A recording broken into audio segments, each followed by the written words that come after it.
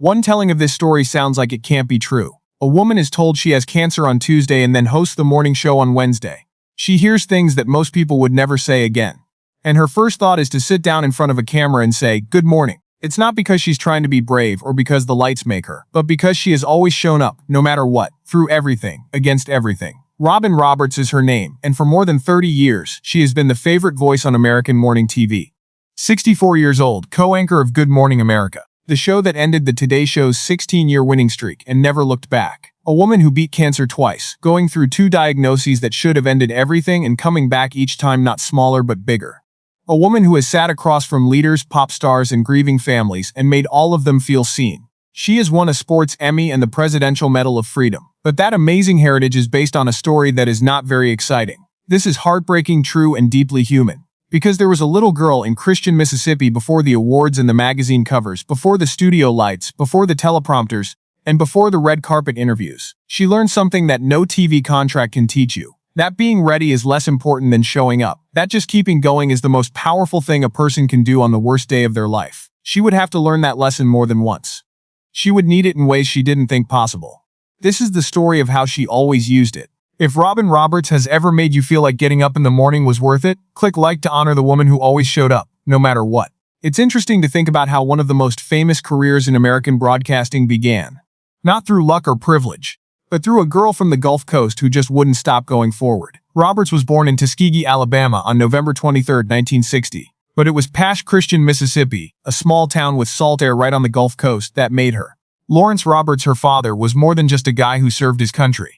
He was one of the original Tuskegee Airmen and one of the first black military pilots in U.S. history. During World War II, he flew combat missions even though the country they were protecting had not yet knighted to make them citizens. The past of Lawrence Roberts was clear in the way he stood, spoke, and expected everyone who lived in his house to act. Excellence wasn't a choice, it was what it meant to be part of that family. Lucy Marion, her mother, was just as scary, a woman with a strong faith and a quiet authority. She said something about music so many times that it became the structure of her daughter's life. Everyone has something.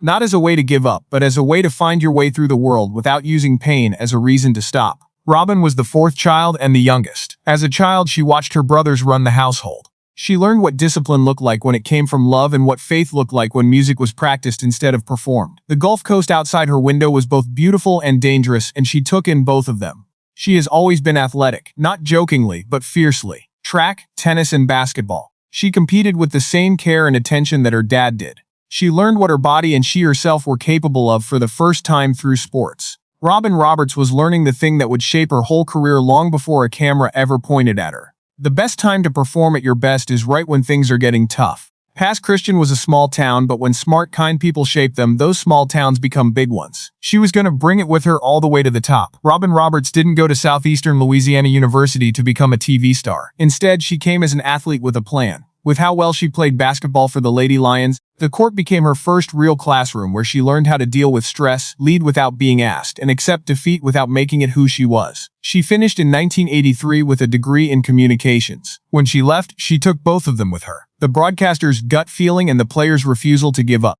Her first job wasn't very exciting. That station was WDMAM TV in Hattiesburg, Mississippi. It's the kind of posting that tells you everything you need to know about how far someone is willing to go to get to their destination. She reported, she hosted, and she learned everything there is to know about live TV from the ground up. Then WLX in Biloxi came along. After that came Nashville and Atlanta. Each move wasn't really a raise but more of a recalibration. This woman was pushing herself to new heights by going after bigger markets with the same quiet ferocity she used to bring to the basketball court. Even back then, what she understood was something that most TV people spend their whole careers trying to fake. It wasn't warmth that she did. It was being sent by her. The camera did not make her appear. It only proved what was already there. In 1988, ESPN called. She became a sports reporter for the network at a time when it was not easy for women to work in sports broadcasting. It fought back. The business world wasn't sure what to do with a black woman who was better at her job than most men and knew the game better than everyone else. Robin Roberts didn't wait for the business world to make up its mind. She was just impossible to ignore. She worked as a sports reporter for ESPN for 15 years, covering the NBA, NFL, college football, Wimbledon, and the Olympics. She was the host of SportsCenter. She wrote from the stands, the press boxes, the studios, and the arenas. And in all of those places, she brought the same quality to her work that would later make her famous on morning TV. People who watched her felt like the story was important to her, because it always was. ABC paid attention in 1995. She was hired to be a writer on Good Morning America. What started out as an addition to the team grew into something much bigger over time. She became a co-anchor with Diane Sawyer in 2005. The little girl from Pass Christian, Mississippi was now at the most famous morning desk on American TV, and the ratings proved what viewers already thought. Good Morning America got better with her on it. It got deeper. It turned into something that millions of Americans planned their mornings around. It was true, not because it was clever. People could tell that Robin Roberts was being honest when she looked into the camera, just like her mother had done at the kitchen table. The Today Show won its first season in 2012, but Good Morning America beat them. 16 years of rule came to an end. Most people in the country watched Robin Roberts' show in the morning, which she helped make. She learned about that important event on the same day she learned about something else. One was about a record. The other one was about her blood. What does it mean when you have to host the show after getting the worst news about your health and the biggest business win of your life at the same time? It didn't start in 2012. It all started 5 years ago. In the summer of 2007, when Robin Roberts was 46 years old and at the top of her career. She had a routine mammogram that gave her results that were anything but routine. Get breast cancer. The words fell the way they always do, with a weight that changes the way things are set up around them. What looked like a straight line in the future became a question all of a sudden. The job, the schedule, the morning calls, the broadcast rhythms, and everything else that makes up a life that has been built up over decades stopped for a second while those two words clicked into place. The next thing Robin Roberts did shows you everything you need to know about her. She told the audience on Good Morning America Music herself. Not through a publicist or a carefully crafted press release sent to a few outlets after the news had already broken. She sat down at that desk, which was the same desk she used every morning, and the desk that millions of Americans thought of when they woke up.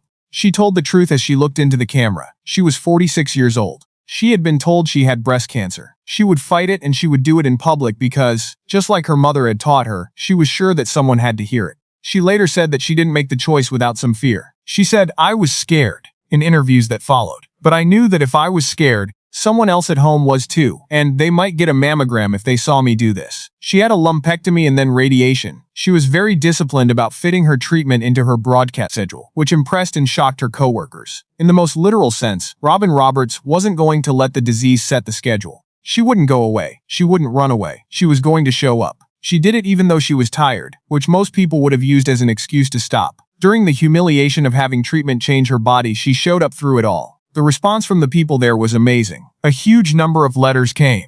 After seeing her statement, women wrote to say they had planned to have mammogs. Women wrote to say that those appointments helped them get a diagnosis quickly. Women wrote that seeing Robin Roberts sit in that chair and refuse to be put down had given them something they couldn't put their finger on but really needed.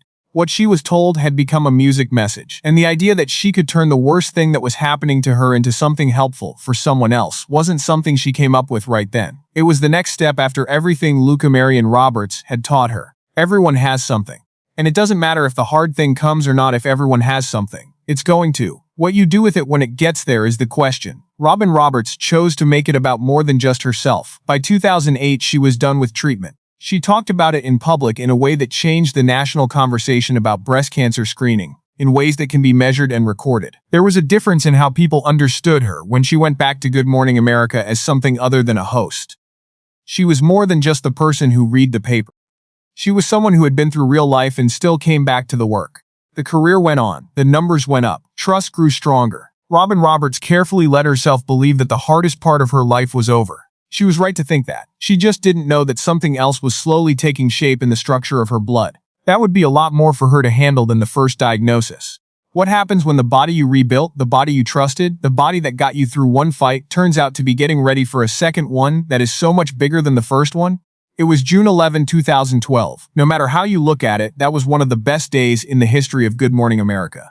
The scores just proved what the team had been working toward for years. The broadcast officially had more viewers than the Today Show, ending 16 years of dominance by their rival. 16 years. The staff had a party. The network had a party. It was a big number that people frame and hang on their walls to remember important events in their lives. The news of that win sat with Robin Roberts for the same amount of time as the other news. Her doctors had been keeping an eye on her blood. When she was being treated for breast cancer in 2007, she was given chemotherapy. Some chemotherapy has a rare but known side effect called bone marrow damage. Then 5 years later, They found a condition called myelodysplastic syndrome, or MDS for short. This is a disease of the bone marrow that stops the body from making blood cells, and if it is not addressed, it has real-life effects. She was 51 years old. A bone marrow transplant was needed as treatment. This was not a procedure that could be scheduled around a broadcast schedule, and it could not be handled with the same level of discipline that she used for radiation in 2007. For a bone marrow transplant, she had to stay out of the air completely. It meant months of being alone, having your immune system weakened, and having your body intentionally broken down to its weakest state before it was put back together. It meant beginning over in every clinical and personal sense of the word. Again, she told the people there herself. That desk had become a part of who she was over the course of almost 20 years. She sat at it again. She looked the camera in the eye and told the truth. She was not well. She had to find a bone marrow donor because she was going to fight. The response was quick and across the country. Record numbers of donors signed up. In the days after she made her announcement, a record number of people signed up for the Be the Match registry. She did it again. She turned the most private and scary moment of her life into a public act of service without even thinking about it. But she didn't need a stranger to be the giver. It was her sister, Sally Ann Roberts, Robin's older sister and also a broadcaster who had made a name for herself in New Orleans television, was tested and found to be a good fit. Her answer was yes right away. Later, she talked about the choice in such simple terms that they were heartbreaking. I have a sister. There was no choice. At that moment, what Sally Ann gave Robin Roberts was more than just biological material. It was the beginning of a new life. Since then, Robin has never talked about it without a tone in her voice that is somewhere between thankfulness and awe. The specific range of emotions someone has when they fully understand what they were given. The transplant was planned. In September 2012, Robin Roberts quit Good Morning America. She was going to be gone for almost 6 months. During those months, nothing was shown on TV. The loneliness was terrible. In ways that are hard to explain from the outside, the treatment was very hard. A body that is purposely weak. A person's defense system starts over. Many days of very bad physical pain in a hospital room, while the rest of the world went on as usual outside the window. The woman had built her whole adult life around the discipline of showing up. Now, for the first time, she had to just wait and give in to a process. Music that she couldn't control or anchor with her will. While she was waiting, her mother passed away. Lucy Marion Roberts died in August 2012, while her youngest daughter was getting ready for the most dangerous medical procedure of her life. Robin's morals were based on what Roberts said, and her whole way of dealing with pain was based on what Roberts said. It was the kind of timing that doesn't have the right words. Robin Roberts has talked about the death of her mother with a tenderness that shows the pain of the loss has not gone away over time. It just changed form. The mother of the girl who died did not live to see her daughter walk back into that studio. She did not see the healing through to the end. But what she gave Robin, the belief that everyone has something, stayed with her in the hospital room with her daughter. It was faith that pain is not a sign of abandonment but a part of being human. Through the worst months of her life, she kept her mother's voice inside her in a place where her mother could not come. What do you do when you're going through a terrible loss right before you have to head out the door in the morning? The surgery went well. That's 3 words that mean a lot more than they seem because a bone marrow transplant is not a procedure that always works. The chances are very long, but the bet is well thought out. A medical procedure that is so hard on the body that it takes months to fully heal, and the signs of success, like music, come slowly and carefully, one blood count at a time. Robin Roberts' body took in her sister's bone marrow. It wasn't a straight line. Inside that hospital room, there were hard days. There are days when you are physically and mentally completely worn out, when your body is fighting to adapt to something new, and when the life you have built is put on hold and out of your hands. The news anchor who had been on morning TV for almost 20 years, and had been there for people during storms, national tragedies, and just normal days in American life was now in a situation that no amount of professional training could prepare her for. She wasn't sure if she would live or die. Instead of just being a patient, she did something that she always does. She wrote and thought. In the privacy of that forced stillness, she started to say what she thought about pain, meaning, and the specific duty she felt. The one that made her make public both findings in order to turn her private pain into a resource for everyone. She wasn't making up a message. She was digging one up and taking something from it that she could give to someone else who needed it. Her co-workers from Good Morning America came to see her. There was her partner. Her parents taught her that spiritual practice was something you did, not something you said you believed in. This faith had been a constant force in her life. Then, on February 20, 2013, Robin Roberts came back into the Good Morning America office. The morning broadcast has become one of the most watched in the show's history. Not because of anything special that was said, but because of what the picture showed. The woman who hadn't been seen in almost 6 months sat down at that desk, looked into the camera, and said, "Good morning." During that terrible season, she had been through 2 cancers, a bone marrow donation, and the death of her mother. The crowd cried. Others in the group cried. The person sitting next to her, George Stephanopoulos, could hardly speak. Robin Roberts didn't cry, she laughed, the smile of someone who knows they paid a lot to be in that room and isn't going to waste a second of it. She later thought about the return with the usual accuracy. Over the next few months, she told interviewers, "I always say, make your mess your message. I thought I had a big message because I was a mess." The phrase "make your mess your message" grew into more than just a personal motto. It went places. People with cancer and their families, people who were recovering from something other than illness, and anyone who had been on the edge of something terrible and needed a plan for what to do next said it over and over again. Robin Roberts didn't come up with the idea, but she made it real through her music in such a public way that it gained new weight. The career went on. The numbers stayed the same, but the way people related to her had changed because they knew exactly how much it cost her to be in that chair. They had seen that she wasn't there. They had been keeping up with the news. It was the letters, prayers, and donor forms that they sent. In some ways, they had helped her stay alive. She knew that what Robin Roberts had learned through 2 diagnoses, a transplant, her mother's death, and 6 months of being forced to be still was something that she had always known but had never had to use on such a large scale. That the power to act is different from the power to return. Going on stage is about what you can do. Going back is about what you've become. She had become someone who was sure that no amount of professional success could have told her why she was sitting in that chair. Not for the ratings, not for the big step in your career, not even for the show itself. Someone at home was scared, so she went there. This was done so that the person watching could see that the desk was still there, the morning was still worth getting up for, and the person across from them had been through something real and come back anyway. That was the word. That was the message all along. She only needed the mess to show what was wrong. What does it mean to have made it through everything, and now know that the point wasn't to make it through? It's possible that Robin Roberts' story ends with her going back to work in February 2013. The happy picture, the tears from her coworkers, and the crowd letting out a collective sigh of relief after months of holding their breath. That version is full, accurate, and really moving. That's not the whole story though, because what happened after the return wasn't just going back to work. It was the start of a new life. After Robin Roberts had been through what she had been through, she started to live with more intention, music, and openness than she had in the years before her diagnosis. She told everyone that she was gay in December 2013. Like she did everything else important in her public life, she didn't hold a press conference or make a fake statement. Instead, she did it quietly in a Facebook post at the end of the year, thanking the people who had helped her get better. Among them, she named Amber Lane as her partner of 10 years and thanked her for being there for her during the worst time in Robin's life and giving her love and care. The answer was once again very surprising. It wasn't because the news was shocking. It was because it proved that Robin Roberts had always been the same kind of person.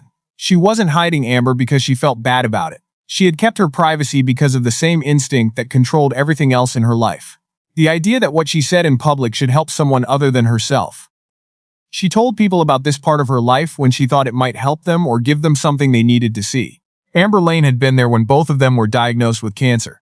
She had been there during the bone marrow donation, the months of being alone, and Luca Marion Roberts' death. In the most real and unglamorous way, she had been there for the fear, the physical pain, and the long, complicated process of healing. She wasn't dating the famous actress Robin Roberts. She was Robin Roberts' partner. For anyone who was paying attention, that difference was everything. In the years that followed, their relationship grew stronger. After that, Amber got her own diagnosis in 2021. Get breast cancer. The woman who had taken care of Robin during 2 rounds of cancer treatment was now going through her own. Robin Roberts didn't go. She showed up with the specific skills of someone who knew what that road needed from the inside out. Amber's treatment was over. She got better. Robin Roberts and Amber Lane got married in 2023 in a small wedding with only the people who had been there the whole time. Robin was 62 years old. They had been together for 20 years, been through 2 cancer battles, had a bone marrow transplant, and lost a parent. They had both been through a lot together in their lives. It wasn't a story. It lasted longer than a fairy tale. Robin Roberts turned 64 in 2025. She and Amber celebrated in Rwanda, a trip that had special meanings for them because the modern history of that country is one of the most amazing stories of people coming together to rebuild their lives. They had separate apartments in New York at that point, which Robin has talked about in her usual blunt way, saying that it wasn't a sign of distance but of understanding what 2 busy people with different schedules need to keep a real relationship going for decades. She was 64 years old, not lessened but more clear. The job was still open. There was still Good Morning America. Everything is still there. The desk, the light in the morning, the camera.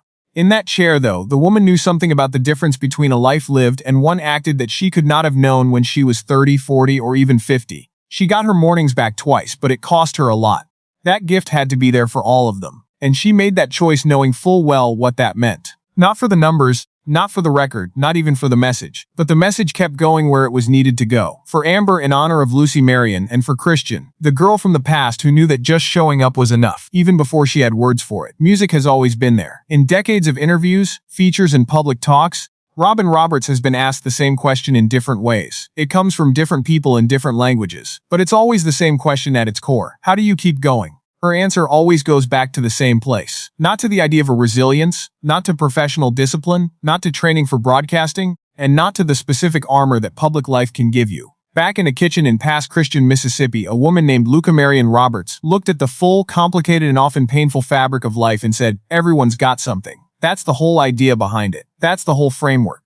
Not that pain is okay or that hard times should be put up with without complaining, but that having hard things happen in your life doesn't mean that something is wrong with it. It's just proof that the life is real. And real lives, the ones that are worth living and leave something behind, are not built on not having hard things happen, but on choosing every day to keep going through them. There aren't many people who will ever have to make that choice like Robin Roberts. In 2007, she made it on Tuesday when she got the news, and she chose to host the show on Wednesday. As luck would have it, the best professional news of her career came on the same day as the scariest medical news of her life in June 2012. In the fall of 2012, she made it in a hospital room by singing her mother's songs where her mother could no longer reach them. She did it. On February 20, 2013, she sat down at that desk again and said, "Good morning," as if the words still meant something to her. Since then, she's made it every morning.